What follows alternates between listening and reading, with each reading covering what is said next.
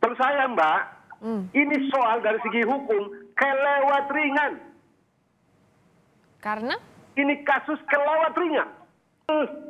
Sangat kecil dan simpel. Oke. Begitu itu. Anda kan tahu sendiri. Masa Anda tahu, saya yakin. Habib Rizik itu dia 50 juta kan waktu bikin kerumunan sana. Kalau dia pidato-pidato itu, setelah pidato itu terus jadi apa? Mereka dia dituduh oleh pasal 160 kan? Pasal 60 itu penghasutan. Hasut itu delik material. Sebab kalau tidak begitu, kau bicara-bicara, isi kepalamu itu juga kau bisa dipenjara. Oke. Begitu. Jadi apa ada peristiwa? Setelah dia bicara itu ada peristiwa yang bertentangan dengan hukum. Jadi begini Mbak, dalam negara hukum, demokrasi dan orang-orang berakal sehat, ya, hukum itu mesti ditegakkan sejauh dan sebisa, harus dikesampingkan motif-motif subjektif. Oke. Harus dihindarkan betul itu kalkulasi dan pertimbangan-pertimbangan politik. Tidak boleh ada dendam atau apapun namanya itu menuntun penegak hukum, menegakkan hukum itu. Baru sehat bangsa ini.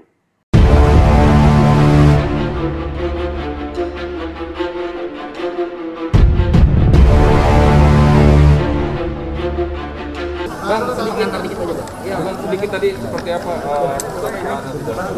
Ya, alhamdulillah persidangan hari ini bisa berjalan dengan lancar gitu ya, walaupun memakan waktu. Kita sampaikan tadi, kita bacakan dalil-dalil kita dalam permohonan pra peradilan. Kita sampaikan juga perbaikan dan tambahan ya, yang tidak bersifat atau tidak mengganti substansi gitu. Jadi diaminkan oleh hakim tunggal tadi, sudah dibacakan oleh para penasihat hukum, oleh para kuasa hukum. Bang tadi sempat meminta Habib dulu untuk hadir kepada majelis, tapi seperti apa? Ini malam tadi yang jadi saya tadi mengatakan di dalam perkara pra-peradilan itu acaranya semi pidana. Dalam perkara pidana itu bisa dihadiri oleh terdakwa. Jadi dia bisa dihadiri juga oleh pemohon semestinya. Kebiasaannya begitu. Nah, cuman kita tadi menyampaikan itu kata hakim cukup dengan kuasa hukumnya. Begitu. Ya kita terima aja untuk mempercepat lancar proses persidangan.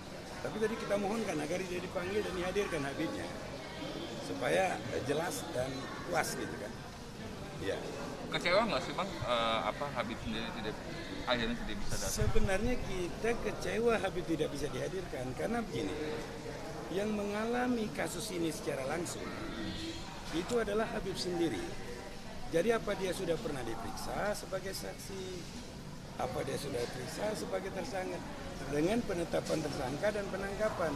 Yang kita persoalkan tadi, orang ini Habib ini dipanggil sebagai saksi, tiba-tiba diadakan penangkapan. Semestinya apabila panggilan pertama saksi tidak hadir, keduanya jemput paksa, bukan penangkapan. Keduanya langsung dia menetapkan tersangka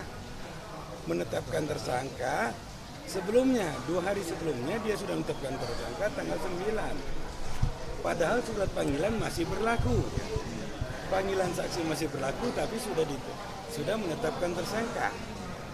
Dari mana polisi bisa membuktikan 2 alat bukti sedangkan polisi sendiri belum pernah menyidik si Habib Rizik sebagai saksi atau tersangka.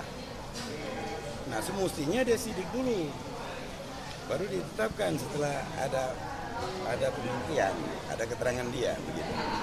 Di situ. Ya. Prematur. Penetapan tersangka ini prematur sebelum polisi menyidik Habib Rizik sebagai saksi memenuhi panggilannya, tiba-tiba ditetapkan tersangka. Itu prematur. Semestinya diperiksa saksi dulu, baru tersangka. Kalau ini panggilan dipanggil saksi, tak hadir, tiba-tiba ditetapkan tersangka. Jadi dia melompat dari pasal surat panggilannya. Karena surat panggilan itu yang memanggil polisi dan menetapkan tersangka polisi. Sedangkan pasal surat panggilan dengan pasal pemanggilan tersangka berbeda. Oke.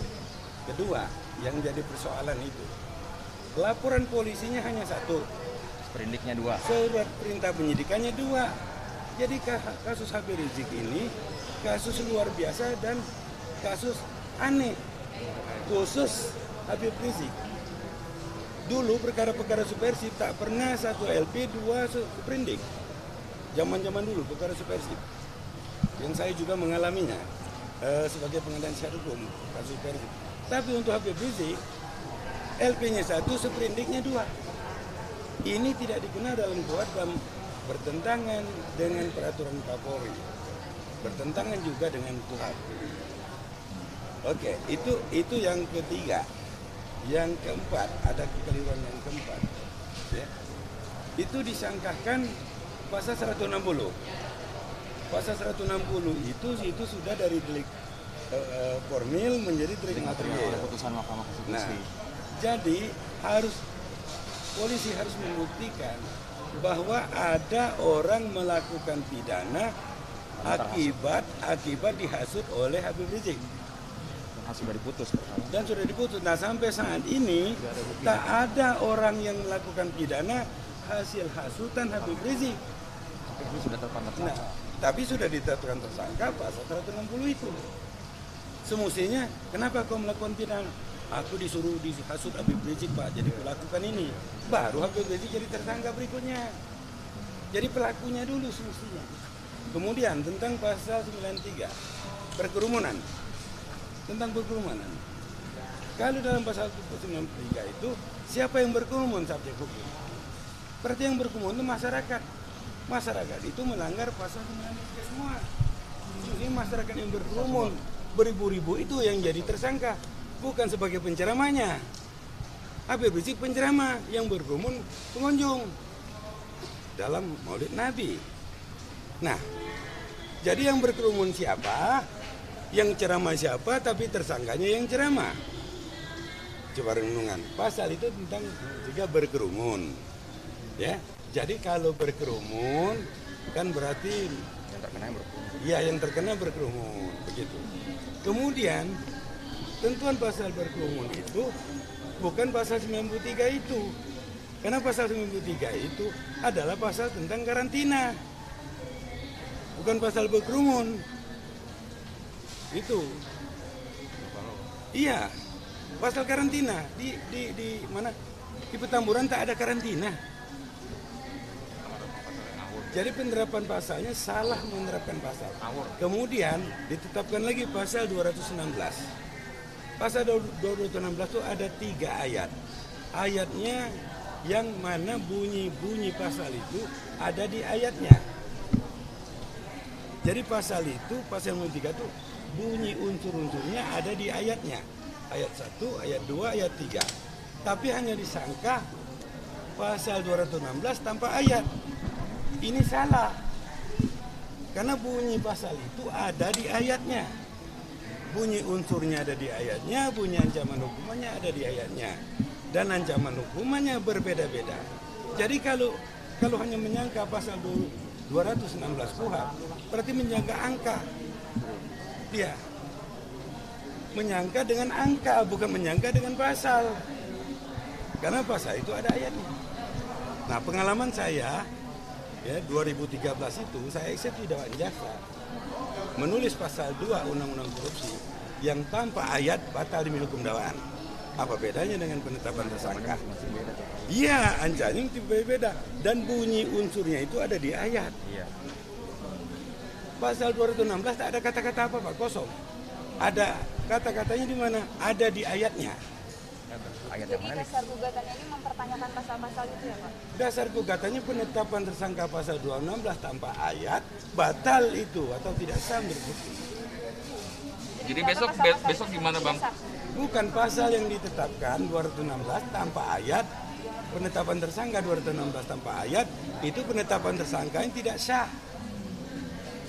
Bang, besok jadi Bukan mempersoalkan pasalnya. Karena tidak ada pasalnya. Karena tidak ada ayat. Jadi harus jelas gitu, misalnya pasal 216 ayat 1 atau dikenakan 216 ayat 2 atau dikenakan 216 ayat 3. Nah, ini hanya 216 saja, sedangkan itu ayatnya banyak dan ancamannya beda-beda. Lah yang mana Habib Rizik kena ini? Ini kan sumir nggak jelas gitu loh. Itulah prematur. Iya. Bang, buat besok sendiri rencananya gimana, Bang? Besok ada agendanya besok ini jawaban dari termohon gitu ya. Diagendakan jam 1 siang gitu. Insya Allah kita juga akan menghadiri gitu kan sidang besok. Lalu agenda berikutnya ini hari Rabu, tadi bukti tertulis ya Bang ya? Bukti tertulis. Iya, bukti tertulis. Dan hari Kamis itu agendanya saksi dan ahli dari kita, dari pemohon ya. Lalu Jumat itu agenda dari termohon. Nah gitu kira-kira. Nah mungkin ada tambahan lagi. Bukti kunci untuk pasal 160 tadi seperti Bang Alamsyah bilang, harus ada orang yang sudah dipidana akibat hasutan Habib Rizik, ya. Itu dulu. Nah sampai sekarang itu tidak ada, sehingga tidak sah jika Habib Rizik sekarang ditetapkan tersangka, karena faktanya tidak ada sampai sekarang orang yang dipidana karena mengaku atau dihasut oleh Habib Rizik sehingga membuat keonaran dan lain-lain. Itu bukti yang harus ada ya untuk pasal 160. Nah untuk bukti yang pasal 93 itu ada unsur yang menentukan, mengakibatkan kedaruratan kesehatan. Apakah acara yang dilakukan di Petamburan itu mengakibatkan kedaruratan kesehatan? Nah, kedaruratan kesehatan itu sendiri harus ada penetapan. Harus ada penetapan dari pemerintah pusat. Bunyinya jelas gitu ya, bahwa dengan ini pemerintah pusat menetapkan adanya kedaruratan kesehatan yang diakibatkan perkumpulan di Petamburan misalnya. Tidak ada kan sebelum Habib Rizik ditetapkan tersangka. Nah, gitu loh. Nah, untuk pasal 216-nya sendiri, Habib Rizik tidak pernah menghalang-halangi aparat, gitu kan? Tugasnya hanya ceramah, sehingga tidak mungkin ada bukti untuk menjerat Habib Rizik sebagai tersangka, baik untuk pasal 160, pasal 93 ya Bang ya, dan pasal 216. Sehingga sudah tepat kami ajukan ini permohonan peradilan, penetapan tersangka Habib Rizik harus dinyatakan tidak sah, tidak berkekuatan hukum, harus dibatalkan. Dan Habib Rizik harus segera dikeluarkan dari tahanan. Ya. Berarti itu ya Bang poinnya pengajuan pra peradilan ya Bang? Nama